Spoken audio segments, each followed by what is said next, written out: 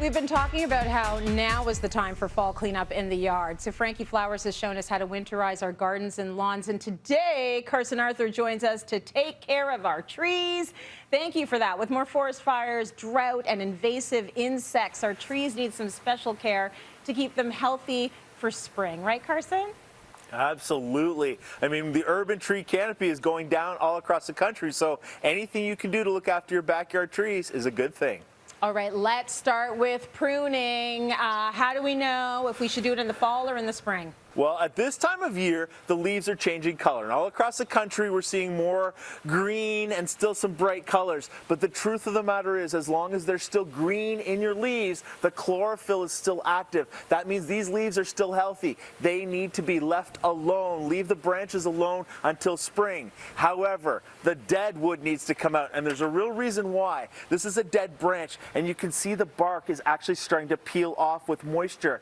This is where fungal infections can live. Even insects can get in here. The one thing you need to remember, though, is the right tool for the right job. And I've got two pruners to show you. First of all, this is a bypass pruner. Bypass pruner, the blade goes past the shield. These types of secateurs are meant to be used on living wood. They make a nice clean cut, and it's easier for the tree to heal itself. This one actually is a anvil pruner. The blade stops on the shield. It stops there. This is a crushing motion. This is what you want to use at this time of year because this is for dead wood.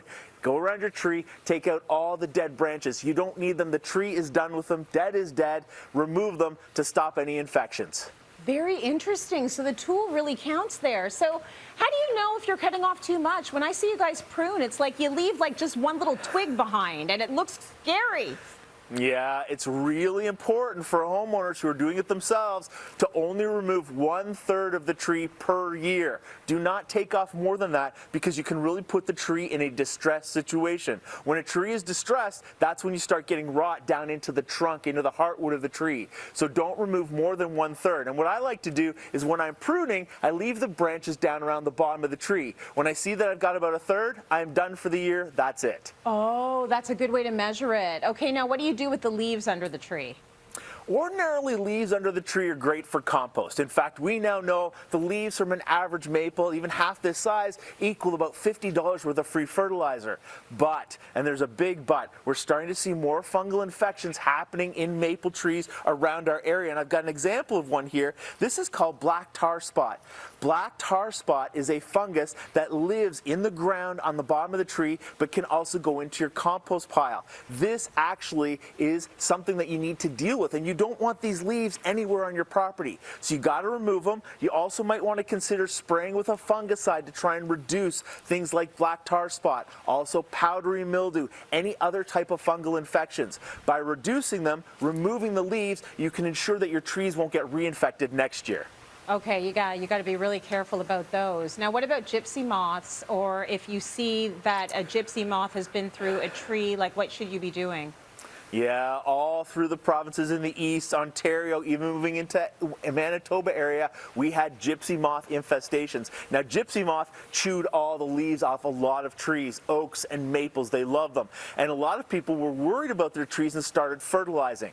Don't fertilize your tree if you've been invaded by gypsy moths, because that is actually going to encourage growth at the wrong time of year. Instead, you want to fertilize in the spring. What you do want to do, though, at this time of year is head out with your flat-headed screwdriver. And what you're looking for are these egg cases here. These egg cases are where the gypsy moth larvae live, and they will be up underneath the canopy of the tree. The one thing, though, is you got to separate them. Gypsy moth egg cases are furry. This is the egg case of a praying mantis. Praying mantis are one of the few insects that will eat gypsy moths. So we want to leave the praying mantis egg case alone, but remove the gypsy moth egg case. The difference, praying mantis egg cases are on things like rocks or your patio furniture, under the fence. Gypsy moth egg cases are up in the tree, usually between 4 and 8 feet high. This year they seem to be a little bit higher, but if you can get in there with the flathead screwdriver and safely remove them without breaking up the bark, you can actually help stop more of the larvae from hatching next year. I'm just so impressed. It's like you're a biologist slash arborist slash my like grade 11 science teacher, like, look at you going in there and getting all the larvae. Like, that's amazing. So how do we make sure we can prevent this from happening next year? Is there anything else we need to know? Yeah, a couple of things you want to do. Make sure you keep the grass under your trees cut nice and short. That's going to prevent insects from living in the grass and fungal infections from being there too. But at the same time, be smart about it. If you're going to use a weed whacker or a string trimmer, you want one with a guard. This particular one doesn't have one, and as the string whips around, you can actually shave the bark around the bottom of your tree, effectively girdling it. Trees actually send all their nutrients in a very shallow layer on the outside of the tree, and if you cut that, it stops them from being able to send sap up into the canopy. So be very careful when you're cutting around the trees. Don't cut roots because you're opening up holes for more fungal infections, and make sure there's a guard on your string trimmer.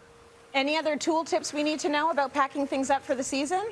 Make sure you spray down your tools when you're done. I like to use just a little mixture of white vinegar and water, half and half. I mean, you have it around the house, you can use a little bleach as well. Spray your tools, especially if you're using around fungal infections, because this is going to stop it from living on your tools so that when you go next year to start cutting again, you're not transferring. Really good tips. If we've learned anything during this pandemic, it's you got to wash. You got to wash your tools, wash your hands, wash everything in between use. Carson, thank you so much for that. Great information.